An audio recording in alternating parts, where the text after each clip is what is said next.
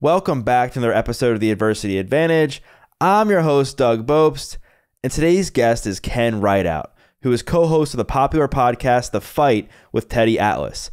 What you may or may not know is that Ken has an incredible story and is one of the most accomplished endurance athletes that exist. He ran a marathon in under 2 hours and 30 minutes at age 50.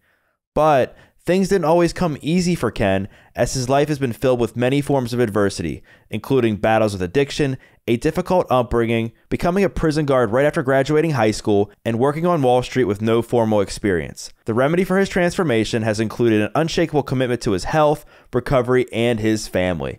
So let's get this conversation going and welcome Ken Rideout to the Adversity Advantage podcast. Ken Rideout, welcome to the podcast. Thank you, brother. Happy to be here.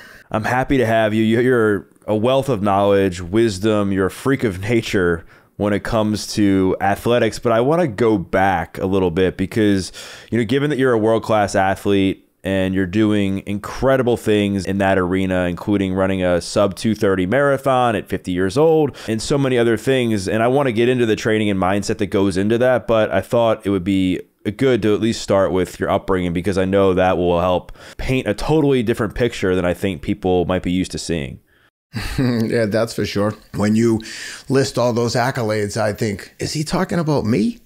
I don't see myself like that. I see myself as a survivor. To me, I'm just doing what comes natural. Everything that I've done is available to everyone. I tell people that all the time, especially when it comes to running. I'm not a naturally good athlete. I'm just trying harder than most people. And we'll get into that as I explain my story. But I was like jack of all trades, master of none, when I realized that running, for the most part, people weren't that mentally tough. And I was like, I think I can exploit this by out hustling these people. And that's exactly what I did. And I'll explain. And it's not, I don't mean to be insulting towards runners, but most of them are nerds and they're not very mentally tough. And then, like I said, we'll walk through that and I'll explain the thought process there and how I used that to my advantage and became a runner that people know. It even sounds funny to say that now because I'm 50 years old. Like, I wanted to be recognized as a world-class athlete when I was like in my teens and 20s, but unfortunately that didn't happen. But I guess if there's a moral to the story, it's like it's never too late and the rest of your life starts today. So if there's something that you want to do, like, you should take solace in the fact that there's people out there doing epic shit at a late age. And yeah, it's never too late. Start right now. But yeah, happy to go back. Sorry to digress, but I'm happy to go back and talk about my childhood. I guess if you like, I can just jump right in. Yeah, so I grew up in inner city Boston, maybe like upper lower middle class, I guess, working class family. My parents were divorced at a very young age. My mother remarried, and we lived with my stepfather, who was eventually sent to prison for different kinds of theft and shenanigans. And ironically, he would serve time in a prison that I would be a guard at a week after I graduated from high school. And then later, after I was done working there 4 years later, sometime later, my younger brother was an inmate there multiple times as well. So I just tell that story just to give some context as to like how I grew up and the people that I grew up around. It was incredibly unstable and anxiety ridden as a child. When you're going through that, you don't know any different. So you don't realize that not everyone is under tremendous anxiety. You don't even know what anxiety is. You just know that you're incredibly uneasy with the state of affairs on a constant basis. But I had one outlet, and that was sports. In particular, as a child, hockey. I played youth hockey extensively at a very competitive level. I played with a bunch of guys that became NHL superstars. The Sacco brothers, Sean McEachran, Keith Tkachuk, who's now his kids are like NHL all-stars. We were all peers and we were all very equal for a period when we were kids. And then eventually those guys just, they got better and I didn't. And they excelled and went on and played football and hockey in college. And but in college is when my life kind of took a turn not necessarily for the worse, but it was like a very, very uncomfortable period in my life. Like I said, I started working at the prison a week after I graduated high school. I was a pretty decent football player and hockey player in high school. And one of the coaches that I played against in high school was the warden at a place called the Billerica House of Correction, which ironically I worked there with Mickey Ward, who they made the movie The Fighter about. And Mickey's brother was also an inmate there, Dickie Eklund, who was played by Christian Bale. And Mickey is one of my dear friends, and that was quite an experience. And I tell people that story sometimes, and I think they look at me like, whoa, that's crazy. But at the time, when you're growing up in that environment, it is not unusual for people to be in jail. Like I said, when I was in elementary school, my stepfather went to prison. It was traumatizing, but not completely like earth-shattering, because lots of people went to jail where I lived. And so when I went in there, the first day as an 18-year-old kid, it was incredibly nerve-wracking and intimidating. But first day I walked in, this big Irish gangster guy came over who I knew from the streets and picked me up on his shoulder and started running around with me in the yard and like clowning me. And all I could think was, dude, put me down. I knew enough to know that the other guards were watching closer than the inmates. Like, they don't technically supposed to fraternize with the inmates. So I said to him, dude, put me down. The guards are watching. And he said, yeah, the inmates are watching too, and I want them to know that you're with us, because I looked like a little kid. I mean, and this is a men's prison. This is a friggin' intimidating, dangerous place. So, that was just a quick snapshot of my life. And then we could spend the next hour talking about some of the shit that happened while I worked there. It was just, when I look back now, I'm like, whoa, man, I can't believe I'm not more damaged than I already am. But nevertheless, it was part of who I am, and it was, in hindsight, it was a good experience because it taught me what I didn't want from life, and that was to settle for mediocrity and not to work hard to get away from the possibility of having that be my reality. Not necessarily being in jail, but having to work there. It sucked. Well, I was just gonna say, just to back up a little bit and go deeper into something you said, you mentioned that sports was a positive outlet for you to channel some of this pain that you were enduring into something beneficial for your mental health. Were you angry? Did you feel anxious? Did you feel stressed all the time? As a kid, did you know what was going on emotionally, or were you just kind of going through the motions? No, I felt nervous and anxious all the time. There was always some shit going on at my house. There was my uncle who lived downstairs from us was a lifelong heroin addict, so there was always junkies around. It wouldn't be unusual for cops to be there. It was very volatile upbringing. So when I was playing hockey, I was at least around other, kids that their parents cared enough to get them there. And so everyone there was some form of an athlete, including the parents. So it was for me, that sports was the connecting point to be with other healthy people, for lack of a better term. And, in hindsight, it was my father's opportunity to I don't want to say live vicariously, but it was his way. That's what we did together. And I don't know. The sad thing is, I don't know if I wasn't playing sports, if I would have had a relationship with my father the way that I did as a kid, only because that's what he cared about. So that's what he pushed on me. And I see my own kids now. They do things that they think I want them to do. And I'm super conscious of that, of making sure that they're doing things they want to do for them, not to please me. I think that it's easy for people to see the level of sports that I've played and the stuff I do now to think that my kids are going to be athletes. And of course, listen, I want my kids to be superstar athletes. I do. I wish that they could all be professional athletes, world champion at something, but I can't push that narrative on them if it isn't organic in them. So I try to lead them by example, but I'm the furthest thing from overbearing. I try to make it to all their games. I try to offer encouragement, but the one thing that I stress with them that wasn't stressed with me was, I don't care how good or bad you are. I just care that you try your best. If you try your best, cool, we can leave and be happy. If you're just out there with a crap attitude and you're not trying, it ain't going to be a fun ride home, because there's only one thing that you can control, and that's your effort. You can't control if you're not a good athlete.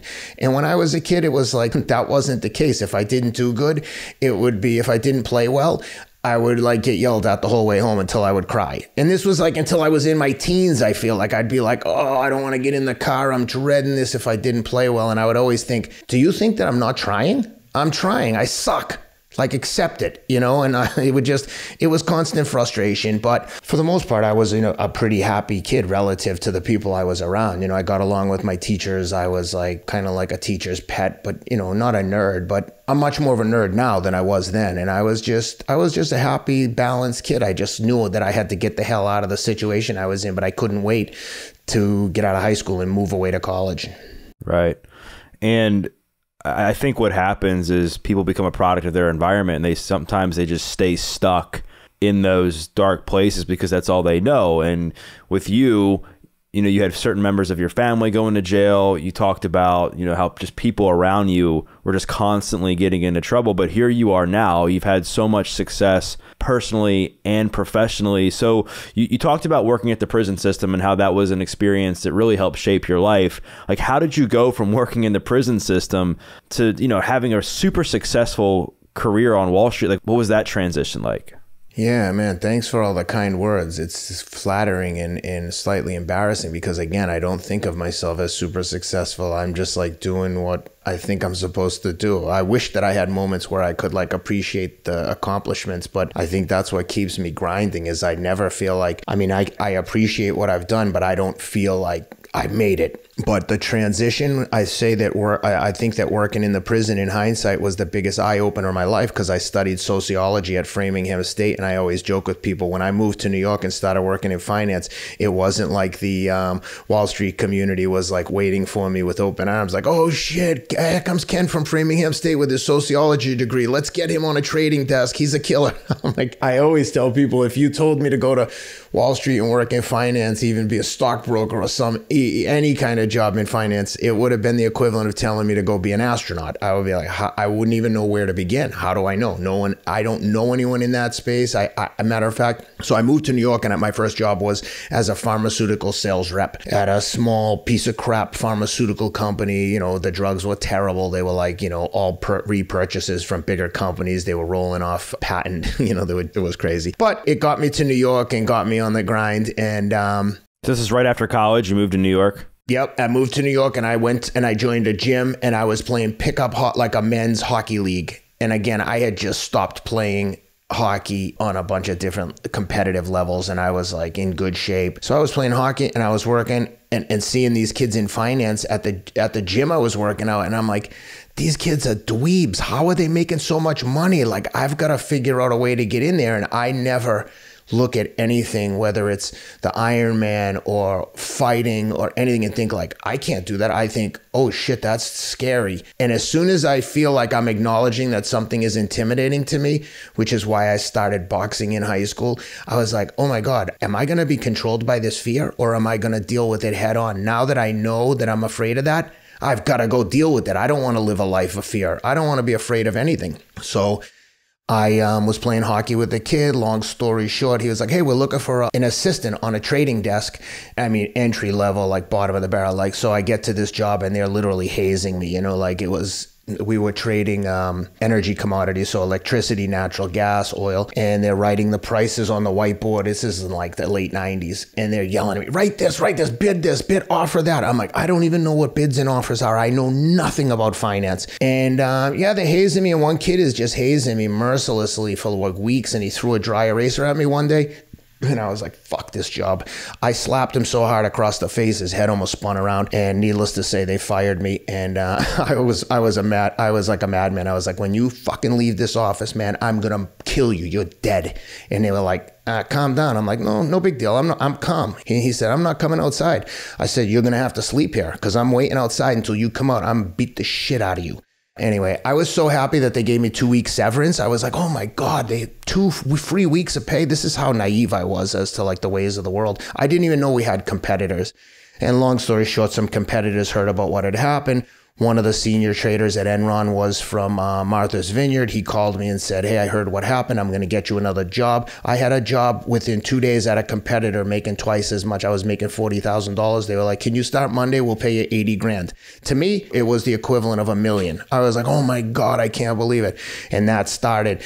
And then once I got onto that trading desk, I was now covering real clients because I was now covering the biggest energy trader in the market at Enron. I mean, he was like the Gordon Gekko of commodities. And he was giving me all these these exclusive orders to get me going. And the desk that I went to that hired me was crap. And all of a sudden now we were like players. We had order flow from the biggest, and net from there, within a year or two, I was living in London running European and Asian commodity sales and trading for Cantor Fitzgerald. Again, didn't know what the hell I was doing, but I was very good at like faking my way through it until I could figure out what was going on. And that's kind of how I got into finance and how it all kind of accelerated. And once I was in London and we had some success, and of course then Enron went bust and the whole market got tipped upside down, I had to reinvent myself. And then I moved into fixed income, and then the global financial crisis caused me to reinvent myself again, and on and on and on.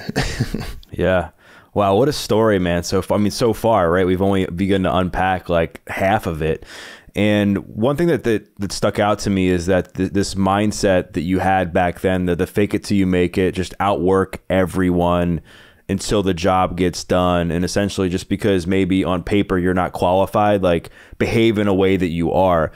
Was this something that you just developed over time, or something that clicked with you one day? Or was this something that you just knew as a kid? You just saw your environment and you're like, all right, like in order for me to make it, I'm going to need to think differently. I'm going to need to act differently. I'm going to need to like just essentially like work harder than everyone else. Like, where did that mindset come from?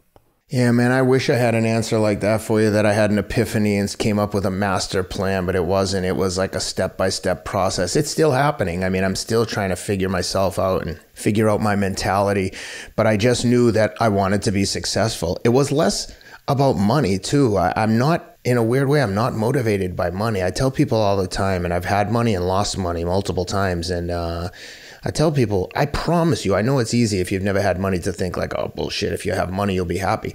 Money doesn't make you happy. You just have different problems. If you're an anxious, unhappy, slightly depressed person and you have more money, you'll eventually fall back into those same patterns. You'll just have different concerns. Look at how many people are like super rich and they have like crazy anxiety, or they're like killing themselves and they're doing crazy shit, or they're whacked out on drugs.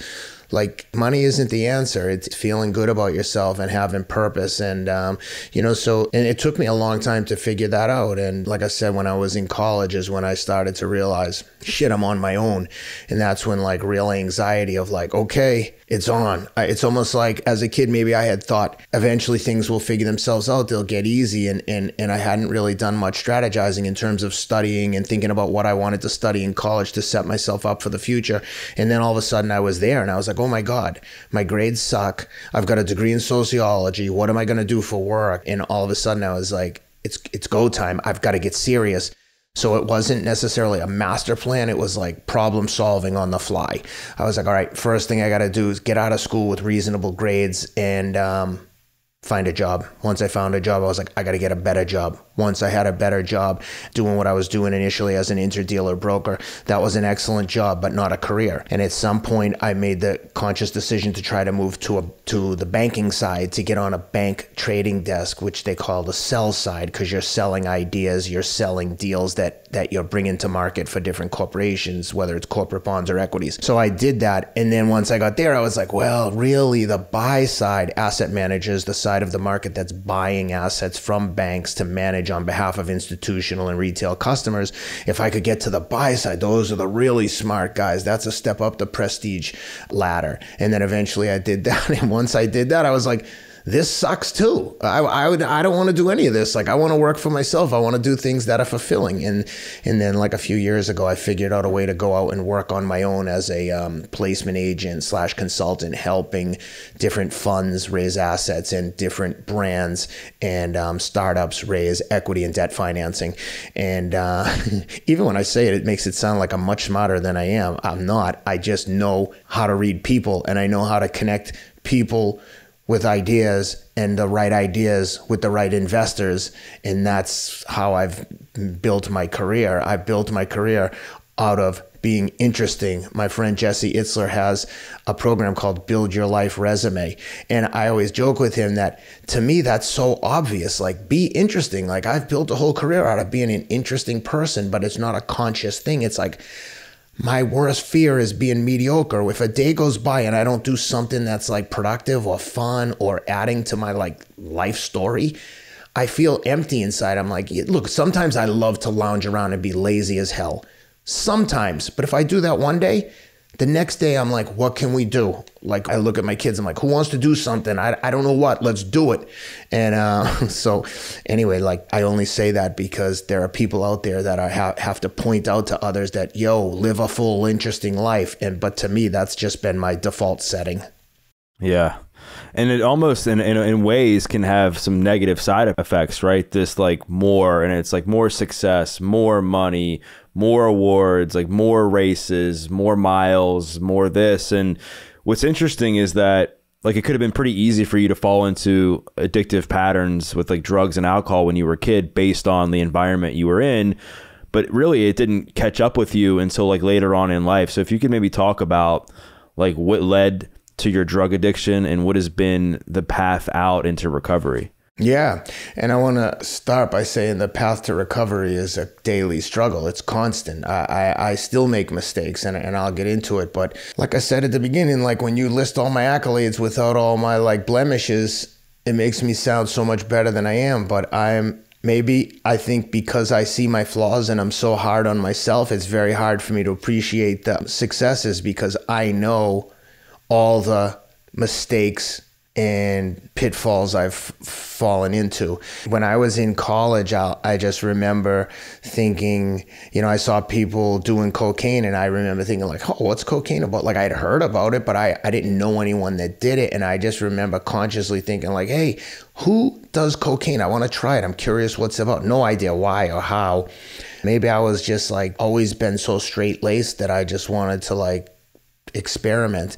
And of course, I wish I had never tried it because then I was like, holy shit, this is awesome. And I think that that's one thing that's important to point out to people is that, people don't get addicted to drugs because they don't make them feel good. They do. But the downside, the aftermath, the process you have to go through to realize what a losing proposition these drugs are is painful. So while the cocaine wasn't a huge issue for me because I just quickly outgrew it and realized like at one point I just completely stopped drinking because if I wasn't drunk I would never consciously think let's get some cocaine. But as soon as I had a couple drinks in me with my friends from Boston who were fucking nuts in a good way, we were just off to the races. I mean, we were crazy. Like when I look back at some of the things that we did, it was just insanity. It would be very unusual to go out for a weekend and not get in a fight, which seems crazy to me. I mean, who gets into a fight?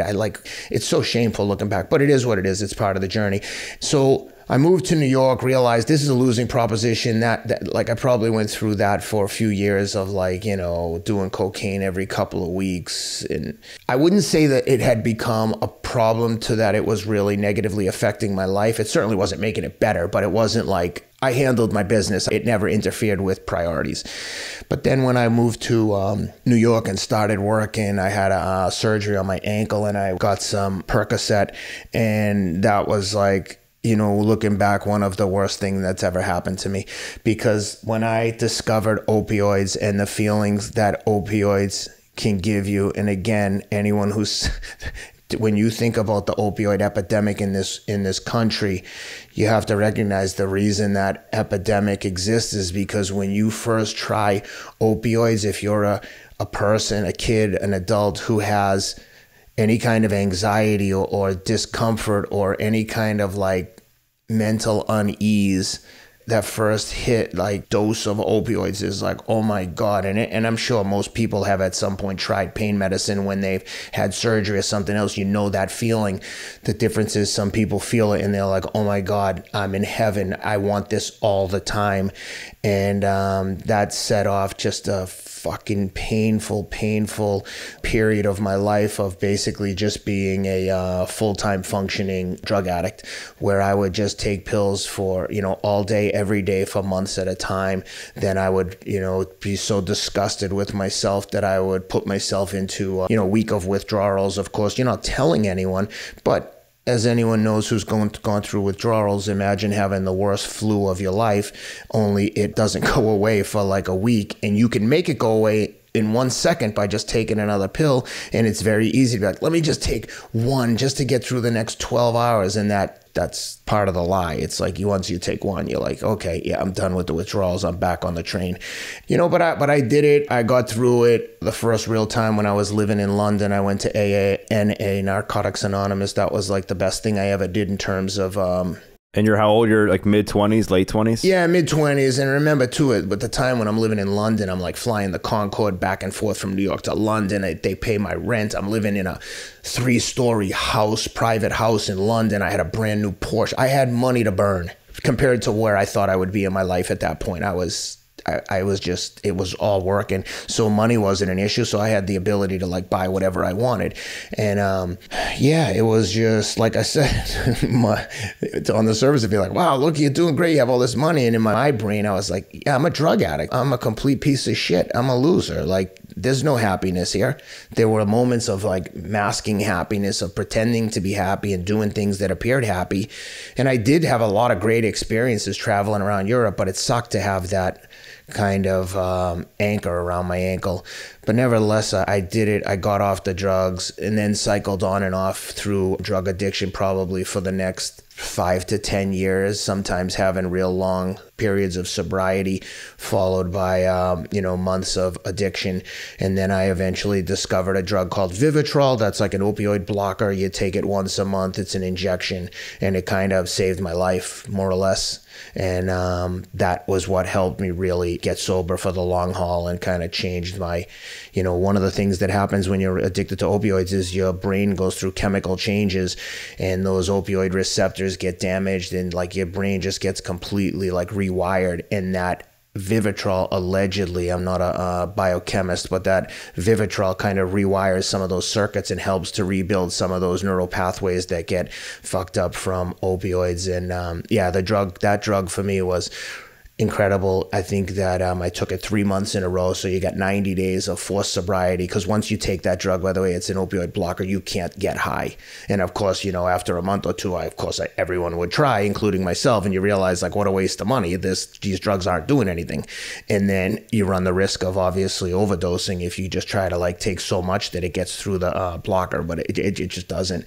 And and that was it. This was right around the time that I got married, that I got on the Vivitrol and worked it out. My wife was incredibly supportive, but man, did I put her through hell for a little while there, of just like her trying to figure out, dude, what the fuck is wrong with you? You're so inconsistent and your personality is so off the chain. It's like you're happy, you're sad, you're suicidal. Like, what is going on? So then, and then going through the withdrawals, and she was just like, man, she was so supportive, because anyone else could have easily been like, are you kidding me? Like, what a degenerate, what a piece of shit, which is how I felt. And it pains me to even share these stories, but it's important for people to know that, like I said earlier, it's not too late to do anything you want to do. You couldn't have been a bigger loser than I was. I had everything in the world going for me, but was still like fucking around with taking chances and risks that was super, super unnecessary. Once again, highlighting the fact that on the surface, you think you have all the things that you want and need in your life until you realize none of that matters. You have to be happy with you. You have to be able to look at yourself in the mirror. The money, any kind of recognition or success means nothing if you can't feel good about yourself. So anyway. Wow. Thank you so much for sharing that. And congratulations for not only getting through that, but like what you've done since then. I know you touched on like, when you take opiates, you get this crazy feeling, right? And in many ways, it's one of the trickiest drugs there is, because it creates this feeling of euphoria and numbing. Like, as you're looking back now, do you think you were using the opiates to numb like pain from your childhood, or was it more the pain of that you thought success was going to taste a lot better than it actually did? I never thought about it in those terms. I think it was pain from childhood and my young adult life, because I was thoroughly enjoying being financially successful, and it definitely felt really good. It was almost like, this feels so good, I bet it can even be better. And when I started to take the drugs, I realized that I was carrying a lot of emotional baggage and damage from my younger years. And there's a part of me that feels, even today, super angry and bitter that I went through the shit that I did as a child. And like my wife, for instance, has the most perfect family you've ever met. Her parents are wonderful people. She has excellent siblings. They all tend to get along for the most part. Although sometimes I want to kill her sister, I still love her. And I'm just kidding, Karen. But no, they're all just super nice people. And it almost added to my anxiety because I'm like, God damn it. I got totally fucked out of my childhood. Like, look at how these people are living. They actually care about each other and love each other, and it's sincere. And the kids aren't like a burden. They're actually like the focus of their life. And I had a moment with my oldest son the other day that highlights this. I said, hey, I try to talk to them like they're my friends. Like, I don't coddle my kids, probably because my wife is so gentle and kind with them. She's literally like the best mom I've ever seen in my life. Honest to God. She has plenty of weaknesses as an individual, like everyone. But when it comes to being a mother, she's the world champ. There's no one better. She is awesome. And so I try to be tough with the kids a little bit. So I said to my son, hey, dude, take the trash out for me, will you? It's just right outside the door. And he's like, oh, I got to take the trash out. And I just lost it on him because they do that a lot. And I was like, do you realize that every single thing? And I realized I was basically like talking to him, thinking of myself in his position as a child, which wasn't necessarily fair. But the point is, I said to him, dude, every single thing I do is for you. I'm working hard. We have children. I haven't been on a vacation with just me and your mom in 10 years. Everything I do is for you. So when I ask you to take the trash out and you're like, I can't contribute, I'm like, there's 6 people live in this house, dude. If we don't all pull our weight, do you think it's fair that mom and dad do all this bullshit and you guys just like lounge around? What are you going to do? Play iPad while I take the trash out? I'm doing the damn dishes. You want to do the dishes? And I think he realized, and he's like, all right, I'm sorry. And then of course later I'm like, listen, buddy, I'm sorry. I don't want to be a jerk, but recognize, man, we're a part of a same team here. We got to help each other. I don't even want to have to ask you to do that. Look around. Hey, how can I help out? How can I contribute? But look, I'm also sensitive to the fact that they're kids and they're learning and they're figuring their way out. But life is not always fair and it's not always like warm and fuzzy. I don't want them to get out of, college, get into the real world and get kicked in the ass and be like, oh my God, I can't believe people talk like this. Like, no, dude, life isn't always a bed of roses. It's not always a pleasure cruise. Handle your business so it's not a surprise later on in life. I see some of these kids, the parents do everything for them. They were like wiping their ass at 10 years old. I'm like, come on, man. This kid, like, you're going to be there for him when he's 20? Like, at some point, they've got to, like, be responsible for themselves. Anyway, sorry to get sidetracked there about my parenting style, but I don't know. I tried to be very, like, real and direct, but also warm and gentle and emotionally connected with the kids. But anyway. Yeah. No, thanks for sharing, and I love your realness and rawness. It's inspiring. I want to go deeper into parenting now that we're on this subject, because clearly you grew up in a very unstable environment. You really didn't have a consistent male role model, right, so to speak, as you grew up, and you saw a lot of bad things happen as a kid, and you went through your own moments of adversity. How has all this impacted you as a father? Like, how has it maybe changed the way you want to raise your kids? How has it changed the way you hold them accountable? How has it impacted like the time you spend with them?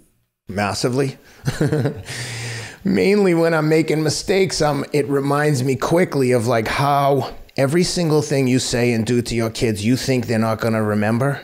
They remember everything. And I only think of that because instances when my dad was just super aggressive and angry with me. He never really hit me. My mother and my stepfather used to beat the shit out of us with a belt, but my dad never really hit us. He was almost sympathetic. Now, my parents had me when they were 20 and 19. My dad was 20 and my mom was 19. So imagine by the time I'm 30, having all this success on financial success in finance at 30 years old. My dad's my age. He's 50. My oldest is 10. I couldn't even imagine having a 30-year-old son that makes more money than me. Like, it would just be, not that I'd have a problem with the money, just like I can't imagine being responsible for another human that old. It's just, I don't know, it's a weird dynamic. So when I get aggressive with them in an angry manner, I tend to be like wrought with guilt and regret, and then inevitably have to go and apologize and kind of explain to them that nobody is perfect, including me, and we all make mistakes, and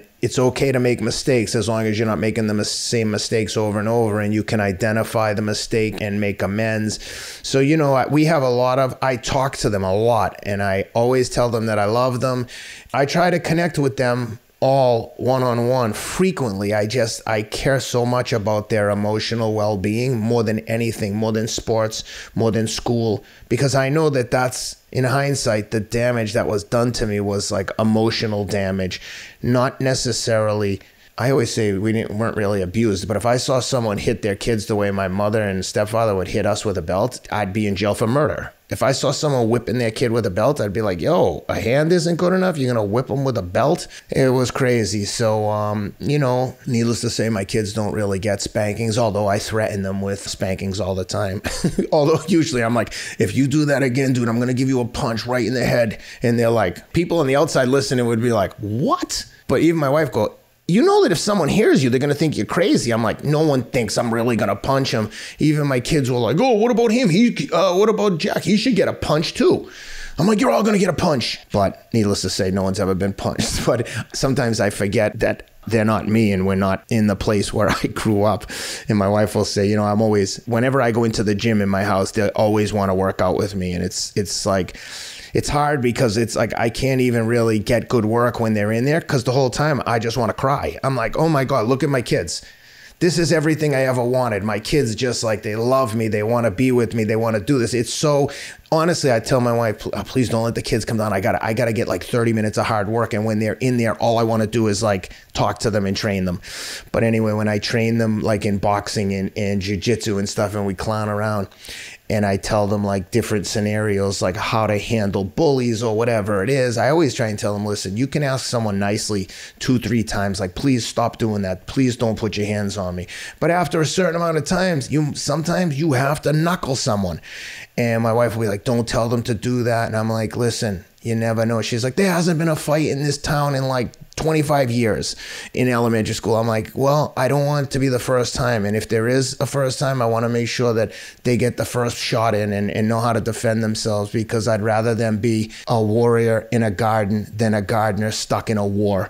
And I mean it. I try to like, but sometimes I forget that they're just growing up in a different time. You know what I mean? Sometimes I have that like prison mentality of like, yo, if you let someone get away with one transgression, that's just going to start the avalanche of bullshit you're going to have to deal with from them and anyone else who sees what you're letting them get away with. But so that part of it is challenging for me to remember that they're not me and we're in a different time and a different era. But yeah, having those kids is for me, in a way, to remedy the problems I have as a child and give them the life I wish I had within reason. My kids are the furthest thing from spoiled, but they know that they're loved and they know that they're safe. And that's the main thing for me.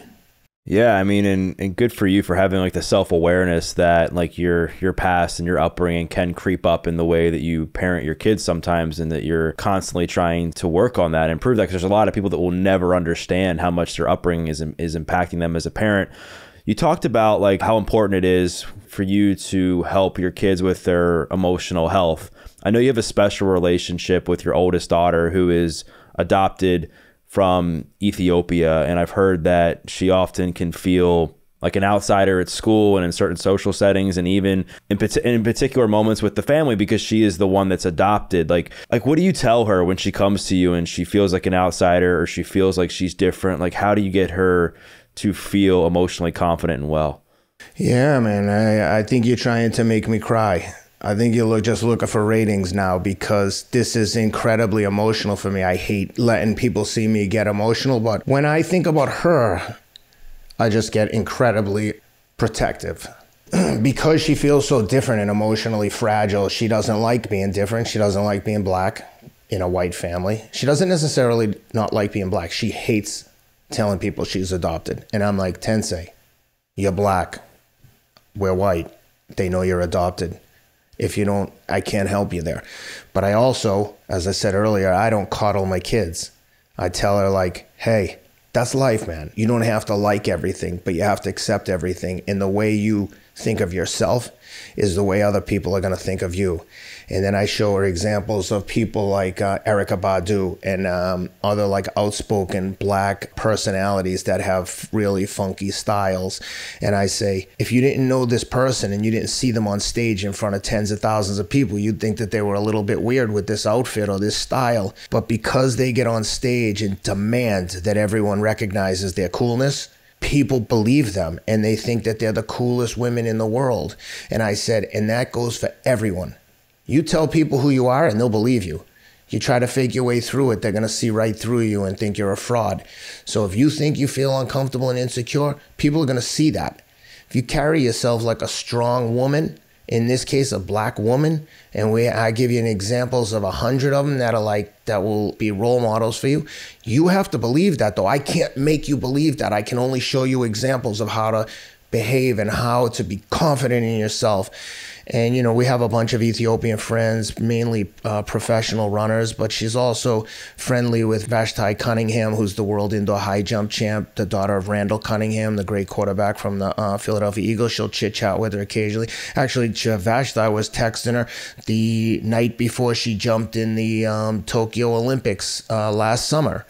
Just super nice people that connect with her. I try to bring her around positive role models, but you also don't want to be the idiot who's like, hey, can we be friends because you're black, right? It's like a fine line of like, hey, I would love to introduce you to my daughter if you don't mind. And of course, most people are like, hell yeah, bring her over here. And I also tell her that, hey, some of those kids that are like you going to school with that you think are like different and they're cool and they're this and that, their parents might not even have wanted them. Maybe they were like had them by mistake. I wanted you. I went to great lengths to get you. So I would argue that you're more loved than any of those kids. So when you think about something like that, you have to recognize that we chose to have you. Sometimes people don't choose to have their children. And that could sit to a whole nother thing about where the kids come from. And we've had that conversation. But yeah, she's just, you know, it's just a challenge. It's definitely presented a set of challenges that you don't anticipate. And no one teaches you how to deal with this. And just for background, my wife and I, when we first met, I told her I want to adopt kids. I'm so lucky to be where I am in my life that I want to give someone, I want to change someone's life. I want to take someone who was in a position like me, maybe didn't feel like wanted or loved, and give them the life that I wish I had. And to that end, we've been trying to adopt more kids for the longest time. It's like the whole adoption industry is a fucking mess, full of corruption and scumbags. But thank God we got her when we did. They've closed down the program in Ethiopia since. Unfortunately, there's so many orphans that need homes there. Yeah, it's been the most incredibly rewarding thing I've ever done in my life. And at times people are like, oh, what you did for her is so great. I'm like, no. I didn't do anything for her. She did more for me than I did for her. I get why people say it, but it's very easy to take that the wrong way and be like, she wasn't a charity case. You know what I mean? Like, who knows? If she stayed in Ethiopia, maybe she'd be the queen of Ethiopia now. Yeah. Well, I mean, and thankful to her that she has you as this amazing role model and your wife that both love and care about her so much and that inspire her to be your best. And I think what's also really inspiring is like your endurance career as an athlete is that, like I've said a couple times, like you're one of the most successful endurance athletes that exists, but you didn't get started until later on in life. So if you were to like say like what were the biggest keys to your success as a runner, being that you didn't see yourself being super athletic or being somebody who's going to be super successful when you were younger, like what have been the keys to your success in a sport that's hyper competitive, takes a lot of hard work and discipline? Yeah, great question. And I just want to say, like, I'm not naive. When I say not a super athlete, I compare myself against the best athletes. I don't compare myself against like the 20 people in my neighborhood. When I say I'm not a great athlete, like I'm not a great athlete compared to Keith Kachuk, who was a multi-time NHL All-Star. When I say I'm not a great runner, I'm comparing myself to Abdi Rahman, Meb Keflezighi, like great American marathoners. Des Linden, the 2008 Boston Marathon champ. Those are the people that like I view as like, those are the elite. So, but with that being said, I in 2010-ish, I saw the Ironman on TV and was just overwhelmed with anxiety, like, oh my God, how can they do that? I didn't know anything about biking. I was running a little, boxing for the New York Athletic Club. I bought a bike, quickly thought, oh my God, I might be pretty good at this. Like, I'm beating some of these people that think they're cyclists, but you realize quickly that the levels of cyclists, from just people who like enjoy being on their bike to like guys that I've eventually would come to train and race with, like Lance Armstrong, there's just the gap between those levels of talent is so enormous. But like I said, I never compared myself against the elite rider in Central Park. Like, I compared myself to Lance Armstrong, and then eventually I met Lance and we did a bunch of training together. We did some races, and that's what I measured myself against. Obviously not while he's riding in the Tour. That's just a whole nother level. But I tell him when he's not in shape and he's in that weekend warrior shape like me, I'm gonna kick his ass every single day. And he was a good sport with that stuff. But I set a goal. I'm gonna do the Ironman in Hawaii. It took me, I want to say 2 tries to qualify. And if you know anything about Ironman, it's incredibly competitive and difficult to qualify. I think only 2,000 people qualify out of maybe 100,000 people that do those races throughout the year. So I qualified at the Ironman in New York, went to Kona the first time, and this is an important story for people that are listening and are interested in endurance sports. This race in 2012 would change the trajectory of my endurance sports career and change my mentality forever, because I got there and, it's like going to the Olympics for me. I was like, this is it. I'm on NBC Sports. I'm kicking ass. You think you're an elite athlete. And I was never a great swimmer, but I could survive. And I got out of the swim, inevitably went way too hard on the bike, 2.5 mile swim, 112 mile bike ride, got off the bike and realized, like, oh my God, I'm in hell. I'm never going to be able to survive this run. 1 p.m. in Hawaii, 85, 87 degrees with 87% humidity. It's just scorching hot. Think about just going for a run. If you're in Hawaii, you're like, oh, let's get up early to beat the heat, not let's go run at 1 p.m. right when it gets to its hottest point. But inevitably, that's what happens, and you have to run 26 miles with not an ounce of shade. There's no shade, no wind. And I got onto the run, and my wife was there with my 2 oldest kids who were babies at the time, and just a bunch of friends that were there staying on Ali'i Drive, where the race goes out and back on the first few miles. And I'm running down the hill, and I see my wife. She's got her camera, and they're all happy. And I just remember signaling to her, like, cut, stop. And she's like, what's the matter? I'm like, I can't do this. I'm not going to be able to finish. And I just quit like a big baby. I just was like, no, this is too hard. And I just walked back to the start line. And literally, like, I walked back, and at the time, like, to myself, I was just like crying, like, what are you doing? This is going to haunt you forever. But I was like, had already resigned to the fact that I was quitting. And I was like, oh my God, I can't believe I've done this. What a loser. This is tragic. And my wife had been super supportive. We have little kids. I was training 15 to 20 hours a week. And she had said, okay, once you do this race in Hawaii, that's enough of this bullshit. This takes way too much time. Plus, I was working on a trading desk at, I think, Credit Agricole at the time. Anyway, I got done sitting there talking to her that night, and I was like, I got to fix this. I have to come back and do this. And she saw how emotional I was and was like, okay, fine. If you really think you can fix it, fix it. Of course, now, I just failed miserably. I'm thinking, how am I even going to do this? I mean, I trained as hard as I thought I could. I set out a plan. I hired a dude named Jimmy Riccatello, who's a good friend of mine, who had worked and trained Lance for a little while. He was a professional triathlete, now the head referee at Ironman events. And he started training me. I then went and did Ironman Canada in like 9:36, which was, good for me. I think I was like second or third in my age group, qualified again, went back to Hawaii in 13 and did like a 9:39, that's pretty good for an Ironman. I mean, 9 hours is crazy elite. Anything under 10 is like very good. 9:39 was like, I was very proud of myself. And then I bounced around. I did some more races. I won my age group in Ironman Wisconsin in 2015. I was 6th or 7th overall in the race. I was like, oh my God, if I had trained on the swim, I could have won. I only lost by like less than 10 minutes. And I qualified to go back to Kona in 16. And then I got pneumonia like 3 weeks before and ended up walking the entire marathon. But like I said, after quitting in 2012, I would have like died before I quit.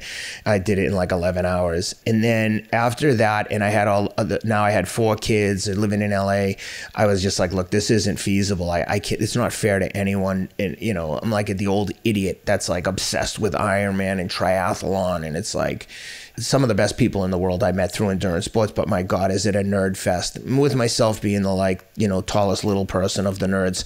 But it didn't change the fact that, like, it was very self-obsessed, egotistical, like, just everyone's just totally absorbed in their own like bullshit of trying to do this crazy endurance event that just takes an inordinate amount of training from your adult life. So I started focusing on running, not with a conscious goal in mind, but I was like, oh, let me see if I can run a marathon under 3 hours. This is like 2016-ish.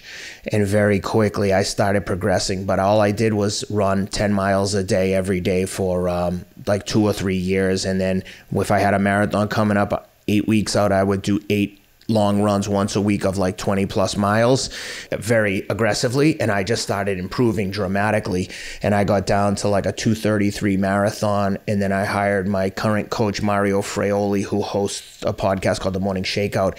And he started putting together like a structured, proper marathon training program. And I ran a 2:28 in Sacramento at the end of, I think, 19. And I've since, during that process, I won a bunch of big races that was incredibly rewarding. I won the Malibu half marathon a few times. Then I won the Pasadena half marathon, which was one of the best ones that I won. It was like 9,000 people, finished in the Rose Bowl on TV. They interviewed me live on TV. I saw part of it, yeah. I felt so bad. I didn't mean to insult everyone, but as you know, you could see it on my Instagram. They said, "You won, oh my God, first place finisher." And I was like, well, it doesn't say much about the competition when an old man is winning by this much. And I had like a gray beard. I looked crazy, but yeah, I've always had that self-deprecating view of myself of just like, yeah, I guess if I did this, it's very achievable to anyone. Because like I said, I was never like naturally good. I just told you in 2012, I showed up and quit like a big baby in the Ironman, like on the biggest stage of my like athletic life. But yeah, so now I've really like been focusing for the last 2 years on running. I run at minimum 10 miles a day. I think last year I ran 3,550 miles. You know, when I'm in marathon training mode, I run 85 to 100 miles a week for probably 12 weeks. I just won my age group in Boston. I won the age group below me as well. But I had a major shoulder surgery 8 weeks prior to Boston. Someone pointed that out to me the other day because I ran a half marathon last week that wasn't that great. And someone's like, dude, you just ran the Boston Marathon and you had a major shoulder surgery. And I'm like, oh my God, I forgot. You're right. I do have a lot of excuses why I didn't do as well as I wanted. But, you know, sometimes it's not necessarily excuse. It's just a fact of what happened. There's no excuse for not. I gave it my best. I ran as hard as I could at the Indianapolis half marathon. And I ran 1:11, was hoping to run under 1:10. I've run a faster half marathon or marathon every year for the last 15 years. So I've still got a lot of work to do this year to keep that going. And yeah, that's kind of like the journey into running and kind of how that went. What a story, man. And I think what sticks out to me is that this never give up attitude and just continuing to outwork everybody and continue to show up is what has really led to your success as an endurance athlete. But I want to like go back to something that you said you've always been like self-deprecating and that you feel like if you won, that means that something had to be wrong with the other people in the race and that anybody else can do it. Like, how do you gauge success for yourself? And like, is there ever a time where you feel like, wow, like I actually achieved this because I was talented or I was great? Or do you still struggle with the view of yourself? 50-50. I definitely struggle with the view, but I have had moments where I felt like, yes, I did it. I felt that way when I ran the 2:28 marathon at Sacramento. Although I didn't win the race, it's very competitive. I felt incredibly fulfilled when I won the Myrtle Beach Marathon the day before I turned 50 last year. I certainly felt that when I won the Pasadena half marathon. Even now when I think about it, just running into the Rose Bowl, knowing I'm winning with the finishing tape and just... You know, it's like everything that you would ever fantasize about. It's the only thing that would be better if it was like the Olympics. But short of it being the Olympics, I was like, damn, I did it. And I'm never going to win a race that's like the Boston Marathon where there's pros there and they're running, a minute per mile faster than me. But another example, I won the Masters division 40 and over last November in New York, and the previous winners had included Meb Keflezighi, Abdi Rahman, like professional elite runners who had just turned 40. But on this day, none of those 40-year-old pro runners were there, and I didn't run super fast, but I ran 3 seconds faster than the next fastest guy over 40, and I won $3,000. I'm the Masters champion of the New York City Marathon forever. That's like a real title that, like, short of winning the New York Marathon, that's the next best thing, being the Masters champion. So I think it might have been the first time anyone over 50 has ever won that division. So that was like a hugely rewarding feeling. And 2 weeks after that, I ran my fastest half marathon by a long shot on an incredibly tough course at the Nashville Half Marathon. I came in second to a 27-year-old professional runner from who ran at Vanderbilt. Although I didn't win, he beat me by like 30 seconds. Although I didn't win, running 110 on a course that had almost as much elevation gain as the entire New York and Boston Marathon was shocking to me. I was like, holy shit, I can't believe how fast I'm running. This is unbelievable. So then I was like, all right, if I can find a faster course, I'm going to be able to run even faster. So when that didn't happen last week in Indianapolis, I was like, damn it. But, that's what keeps me motivated, is that now I'm like, all right, now I got to work on some speed, change it up a little bit. Yeah, I mean, that's interesting. You brought up that you measure like success when you're racing in other ways, just time or even like placement, because if you just solely measure success based on placement, I mean, you probably would feel super unsuccessful. Anybody would, if they're not winning race after race after race, and then just, putting one personal best after the other. But like, at least you're able to see like the landscape of the course and saying, oh, this is a much harder course. I can't believe I ran this time, and so on and so forth. The last thing I want to ask you is like, it goes into mindset. And I know you've developed this mindset around discipline and never giving up that essentially is unshakable for you. And it stems from that moment in 2012 that you alluded to a few moments ago.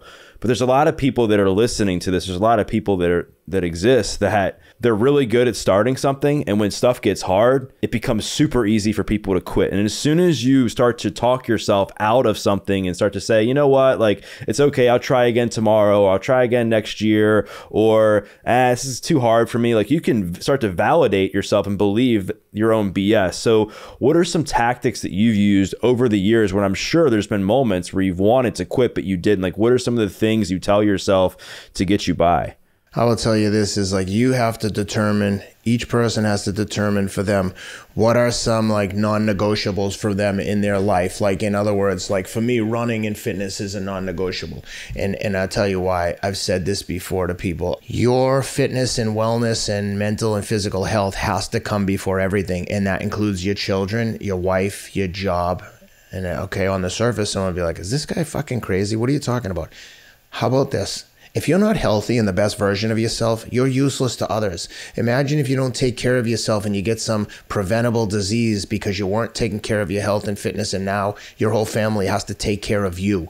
Okay, accidents are going to happen, and hopefully they never do. But if you, from your own lack of discipline or neglect, put yourself in a position to have to be taken care of by your loved ones, well, then I would say, don't you think you should have prioritized your health and wellness? And you could say, well, you can miss a day. Yes, but for me, an addict, the first day, the first miss is the first day of a new habit. I don't even like go there. When it's raining or snowing, the reason I had shoulder surgery is because it was snowing like a blizzard here in December, and I went out running and fell down, and I had already damaged my shoulder when I was younger playing hockey. And that's right. You guys got a bunch of snow out in Nashville. I forgot about that. Yeah, it snows frequently here. It's freaking cold in the winter. And I fell down and I wrenched my shoulder behind me, and it like ripped everything, labrum, rotator cuff. And even then I was like, oh, I can't move my shoulder, but I'm going to wait till after the Boston Marathon. It's in 10 weeks. And then after like 2 weeks of not sleeping at all, like the worst pain you could ever imagine, I just called the surgeon. I was like, dude, I can't take it. Let's do it. And he's like, okay, come in. It was Friday. He said, come in Tuesday. Tuesday night, I was home with a like new shoulder, and couldn't sleep for probably 4 weeks. I didn't get a good night's sleep, but I They said, don't take your shoulder out of this sling for 4 weeks. Don't do anything. Don't run. Don't walk. Give it at least a couple weeks before you even move. 4 days after the surgery, I put a belt around my neck, held on to that belt with my bad hand, and jogged 4 miles. The next day, boom, 10 miles, never went back. And, look, I'm not suggesting that people don't follow the surgeon's advice. He was not. He was pissed. He was angry, legitimately angry, almost like he wanted to fight me. And I was like, listen, dude, you told me that the only risk is that I could pull these screws and anchors out of the bone. I don't think what I'm doing is going to do that, but I can't follow your orders for my mental health. I just can't do it. And I was right. I just started running and it went away, and now my shoulder's 100%. I can do bench pressing. I can throw the football with my kids. I'm a righty. The surgery was on my right shoulder. But so that's the first thing is you have to decide one or two things that are your priorities, and then there's no negotiating. So when you have a goal, whatever it is, if it's your new startup, that has to be a priority over everything. Never negotiate with yourself. Never I'll do it tomorrow. Oh, let me take the easy way out. Just don't even start that. And with regards to running, there's a bunch of stories that I could tell that help with my mindset, but here's one that I think people will enjoy. When I was working in the prison, I was working with a good friend of mine called Brendan Daly. He became a musician with the stage name Spooky Daly, and him and I were the two young kids of the prison. We were the friends of the warden, almost like the political hacks. But they hired young kids in the summer so that the union guys, full-time guards, could take summer vacation and they wouldn't be short-staffed. So Brendan and I are assigned to one of the buildings one day, and we had police uniforms on. So we took our police shirts off. We had on white undershirts in the summer, no air conditioners, and literally I forget what time of day it was. Must have been in the evening. We had both in the office with our head on a roll of toilet paper as a pillow. And here comes the warden walking through with some reporters from local media outlet. And he loved us, but he just looked at us are you guys serious? You don't even have your basically, he didn't say this, but you don't even have your uniform on and you're basically sleeping in the control room. And we were just kind of oh, no. We were just taking a little break for a second. He goes, there's no one else even working here in this building. There is no taking a break here. You guys are on duty. But anyway, the story I wanted to tell you is Brendan and I get called down to the administrator's office at one of these, at a dormitory style building where the inmates kind of live in dorm rooms and they're all amongst each other. And there was a young white kid who just arrived in the prison, and prison is very segregated. So you have Puerto Ricans for the most part, blacks and whites. And the white kid, if you're a white guy and you go to jail and you don't know other white street people, and vice versa, it's not a comfortable situation. You need allies in prison. So anyway, the kid gets in there and the Puerto Rican guys are teasing him. I think that they were basically again, I know it sounds crazy if you don't understand the workings of inner workings of a prison, but it's a high school full of shitheads.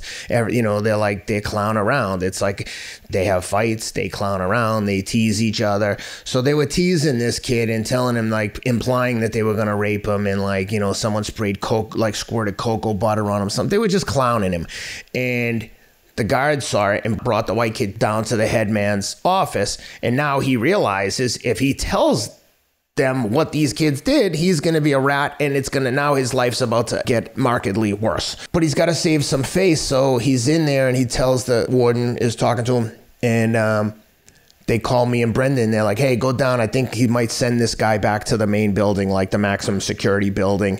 No big deal. Okay, we go down there, and now the kid, like I said, he's trying to save face, so he picks up this old-fashioned handcuff device, big metal thing that was on the warden's desk, just a conversation piece.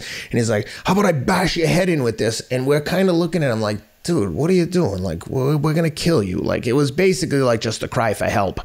So we were so the guy's guys, get him out of here. So we were come on, man, put your hands behind your back. And now he wants to resist and fight. And I'm the whole time we're wrestling him down and putting his hands. I'm dude, will you please stop? Please. I don't want to do this. And now he's getting more aggressive. And I'm dude, I know what he's doing. But anyway, we bundle him, handcuff, shackle, tie them together. We're got him hogtied. We carry him into the van. And I'm dude, will you please stop this bullshit. This doesn't have to be hard. And he's flipping and flopping in there, and we're holding him down. So we get down to the main building, and all the administrators are there as we walk through, carrying him face down, like upside down, literally like a hog tied, like we're carrying him in. And the warden looks at me and Brendan carrying him, and he's kind of like, oh my God, these two again? So we bring him down to isolation, and there's like, you know, maybe 4 or 5 guards. And like some of these guards think that they're like stormtroopers, you know, they're like failed law enforcement officers, or they just wish that they were like in a position of authority. So they're down there and they're in their tactical gear, and me and Brendan are just like in our regular uniform. So they say, okay, take his handcuffs off, and he's standing in the cell. And anytime you get moved in the prison from building to building, they strip search you constantly. So they say, all right, take off your clothes. He's like, I'm not taking my clothes off. So the warden says to me, the senior guy at the whole prison goes, Ken, get in there and strip his clothes off him. And I'm like, now remember, I'm like 18, 19 years old. I mean, the kid is like probably 2, 3 years older than me, but like, I don't know this kid. He's in prison. I don't know. Maybe he's like murdered someone. So I'm like, oh my God, but you're not going to show any fear to them. So like I get in the cell and I'm like, dude, take your clothes off. And he's like, go ahead, make me. And I'm like, this is your last chance, dude. I'm about to light you up. And then eventually he was scared too, just as scared as me. And by the way, when I stepped into the cell, they closed the door behind both of us. So now we're like in a fucking cage match. And thank God the kid just complied. But I was like, we're fighting in a prison cell, like to the death. They're not coming in until like one man is like dominating the other. So I tell that story because I think about scenarios like that when I'm running or doing anything that's uncomfortable. And I think, man, I'm scared at a race. No matter what the race is, I'm scared. Not about finishing, I'm scared about being competitive. And I tell people this about anything. You're scared because the marathon distance intimidates you, or, you know, you've never run 2 miles and you don't know if you can run the whole thing. I'm like, everyone's fear and anxiety is exactly the same, just differing. Their outcome is, their anticipated or goal outcome is different. So when I'm running, I think about things like that. And I think about things that are actually scary. And then I remind myself like, yo, this is a running race. No one is going to punch you in the face. No one's going to choke you unconscious. They're not going to try to stab you. You just got to run. And when it gets uncomfortable, just deal with it. It's going to end. And again, going back to the failure I had in Hawaii, if you quit, that quit is going to last with you forever. If you just keep suffering, it's going to eventually end, and you're going to have the pride of knowing that you can get through tough times, even if it's like momentary physical discomfort. Getting in an ice bath is my worst fear. I hate it. It's so uncomfortable. But once you do it and you get out, you're like, oh, I can do that. All right, I did it. Doesn't make it any easier the next time. But my point is, if you can use these kind of tools, and they're available to everyone and anyone. I had a bunch of fights for the New York Athletic Club, getting in the ring in front of a bunch of people, screaming and yelling and drinking to like have a fist fight with another person is as intimidating a scenario as I can imagine. And I just kept doing it because it was so intimidating, that not because I liked it, but because I didn't want to yield to the fear. And so when I discovered running and saw that there was a direct correlation between a willingness to suffer and work hard and your running success, I was like, man, I found my outlet. Like, I can get the accolades and recognition that everyone desires, and to be like appreciated and respected purely by being willing to go to that dark place. And I always tell people, you know, nothing good happens when you're comfortable. And that's kind of the reason why I always feel uncomfortable lounging around the house and being lazy. I'm like, man, I'm way too comfortable. There's no growth happening. Not that I'm constantly like chasing discomfort, but the point is I do want to keep growing, and to grow, you have to be uncomfortable. Nothing good happens, whether you're studying for your PhD or a race or a fight. You have to put yourself in uncomfortable positions to get better. Amen to that, man. You're a great storyteller, and you have a very entertaining way about it, just because you're so natural and just raw in what you say. And it's thank you, man. Yeah. And then you're right. Embracing fear and getting comfortable with the discomfort is like one of the keys to being successful in life, no matter what you're doing, just like you said. And you are the epitome of that, and everything that you've overcome and that everything that you've achieved. And so with that said, I've loved talking to you. Like I said, you're super entertaining and we spend days talking to each other on these subjects. But what I want to know now is like, what's next? Like, I know you have the podcast with Teddy. I know you're still competing in races. Like, what's next for you? And then on the back end of that, if people want to connect with you more, if they want to follow along on your journey, listen to the podcast, where can they do that?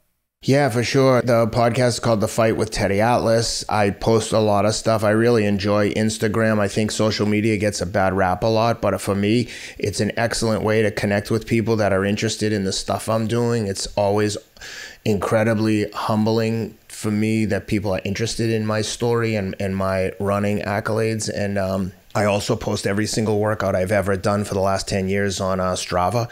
So you can follow me on Strava to see the runs that I do every single day, and post a little bit on Twitter. But yeah, those are the main outlets for me. And yeah, I also have an inventory finance company. We finance inventory runs for consumer packaged good brands, the CPG brands, like everything from food, beverage, apparel, sports equipment, pharmaceuticals, like anything that's manufactured in a package and sold to consumers.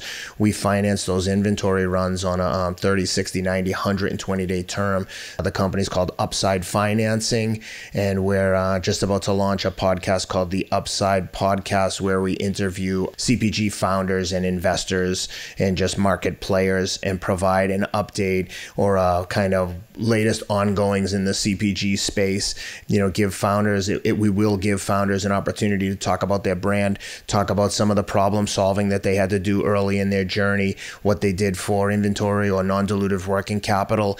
And then, you know, if they're in equity raising mode, give them a chance to pitch their investment opportunity to the audience, almost like a mini Shark Tank. And then hopefully we can connect them with some of the VCs and private venture capitalists and private equity investors that are in kind of my immediate network that I know will be interested in hearing the stories of all these founders. So yeah, that's what I'm up to on the athletics front. I finished second at the London Marathon age group world championships in October of last year. Then I won my age group in New York. Then I won my age group in Boston. So there's 6 world major marathons: New York, London, and Boston, and then Berlin, Chicago, and Tokyo. Those 3 I've never run. So in the fall, in the end of September, I'm running Berlin, hopefully, if I can finalize my registration. I think I can. And I just registered yesterday for Chicago. That's 2 weeks later. That'll be a quick turnaround. But if I can win my age group in Berlin and Chicago, that will only leave Tokyo in March of 23 to get all the, I will have won or come in second in all the marathon majors in 18 months. And so I'm doing that. And my friend Matt Futterman, who's the sports editor for the New York Times, is writing a profile piece about that running journey. Hopefully that story might come out in June, I think, the first week in June. So yeah, look for that. And that's what I'll be doing. So I'm kind of like chilling for a few weeks. When I say chilling, you know, running like 70, 80 miles a week. And then I'll start ramping it back up through July, August, and into September in an attempt to run fast in Berlin. Hopefully I run under 2:28 in Berlin. Holy crap, man. That's incredible. Congratulations, and super inspiring. And wow, I mean, what an incredible story, and you should be so proud of yourself. And I'm sure deep down, like, you really are. I know you have a hard time like acknowledging that, of like what you have achieved from a athletic, professional, and personal standpoint. So Ken, thanks again for coming on. For those listening, I'm going to be sure to plug the places to find Ken on social media. We'll include the Strava link there as well, and the link to him and Teddy's podcast. And what I invite you to do also is to share a takeaway. Maybe it was something that Teddy said about like the importance of just finding your non-negotiables. Maybe it was something he said about parenting. Maybe you related to something he said about the way he grew up. Whatever it was, tag Ken, tag myself, because we'd love to hear your feedback. And we once again thank you for listening to this episode of The Adversity Advantage. I'm your host, Doug Bopst, and we'll see you next time.